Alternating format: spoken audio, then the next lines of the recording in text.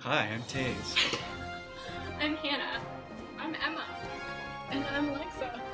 And welcome to GloPo News! Today on GloPo News, we're going to be talking about social factors affecting development of countries. In 1979, China introduced their one-child policy. The goal of the policy was to make sure that population growth did not outpace economic development and to ease environmental and natural resource challenges and imbalances caused by a rapidly expanding population. However, China's one-child policy actually caused some issues too.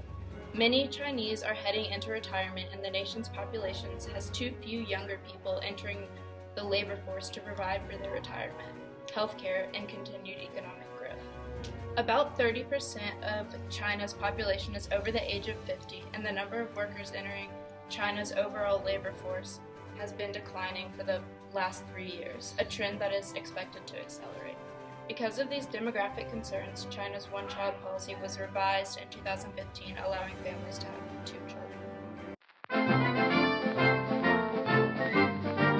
Another factor that affects development is migration. For example, in Syria, many people are migrating out of Syria because of the civil war, and this hinders development because the industry that the citizens provide is now gone, and so the economy is failing. And when the Syrians are leaving, oftentimes they're going into other countries such as like France and Germany and Italy. And when they immigrate into these countries, they bring in new cultures, and also they bring more industry, and that can be good for the development. Culture consists of the customs, arts, social institutions, and achievements of a particular nation, people, or social group. Cultures play a large role in development for many reasons. Traditional festivals, such as Chinese New Year, often attract large-scale tourism. Each traveler during Chinese New Year is expected to spend around $1,500 during their trip, which adds up to about $10 billion overall from these tourists in just over a week. Money from tourism during festivals such as Chinese New Year, Dia de los Muertos, Diwali, and La Tomatina increases the economic power of these nations. Festivals also create seasonal employment for people to set up and clean up and maintain these festivals. They also increase money vendors make from tourists and contribute. This lowers the unemployment rate and contributes to overall economic development. Cultural norms and attitudes also contribute to the development of a nation. For example, in the early 1960s, Ghana and Korea were comparable in terms of development, with income per capita, state of production, and foreign aid being roughly the same. 30 years later, the nations are in very different places in terms of development. The South Korean culture values investment, education, and a strong work ethic that's different from the Ghanaian culture. This difference in cultures has played a role in making South Korea into a developed nation, while Ghana is still developing. Another example of a tradition that affects overall development is Oktoberfest in Germany. And Oktoberfest is a 2-week folk festival that's held in Munich every year in late September. And it attracts 6 million people every year. This increase in tourists has caused a lot of development in the area as the festival has grown. The increase in tourists has created a need for more hotels, more restaurants, and more forms of transportation, including cars, planes, and trains. And this has increased employment, income, and the overall economy. The increase in tourists has also increased the need for products, and that therefore increases the industry in the area. The festivities could also increase the happiness of residents because they have like activities and things to do.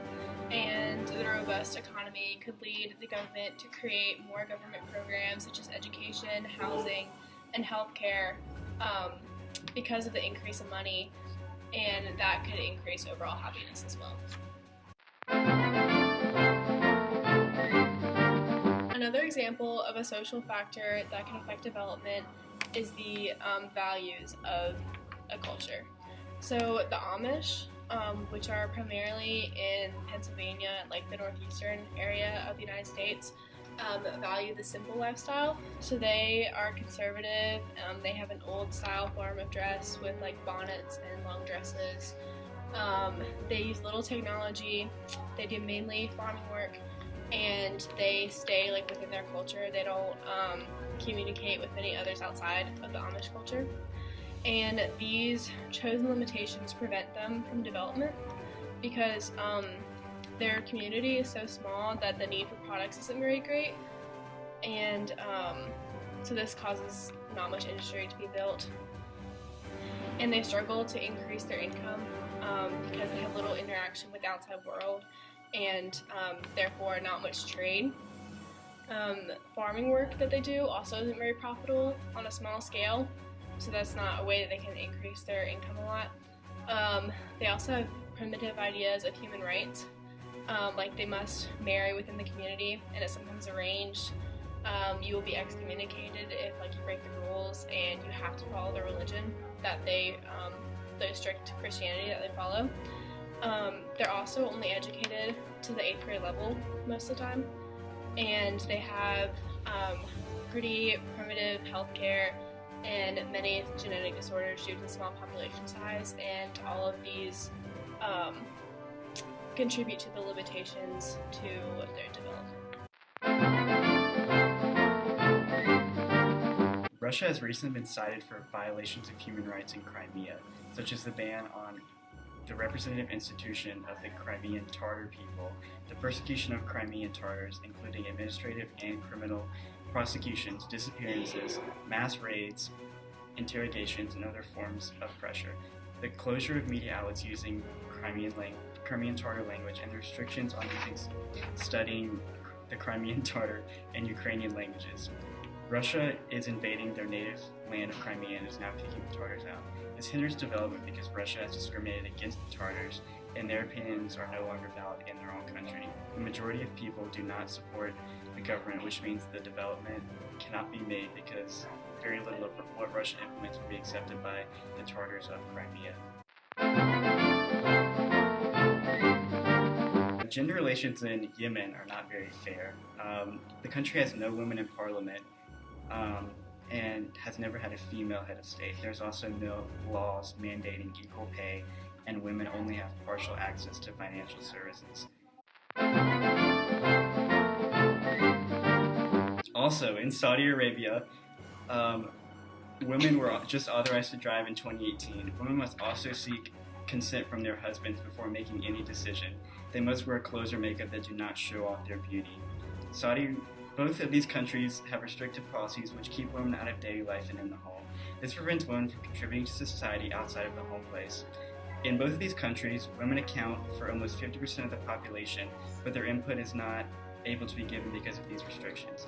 Not allowing women in government is not allowing 50% of the population to give their views on how government should function, thus hindering development of social progress.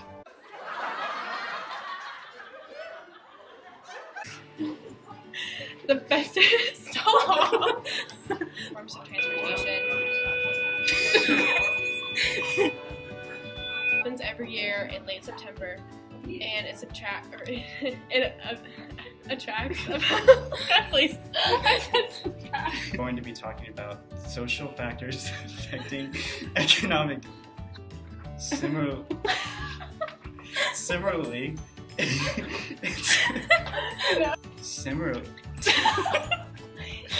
gender relations in Yemen are not very good. The country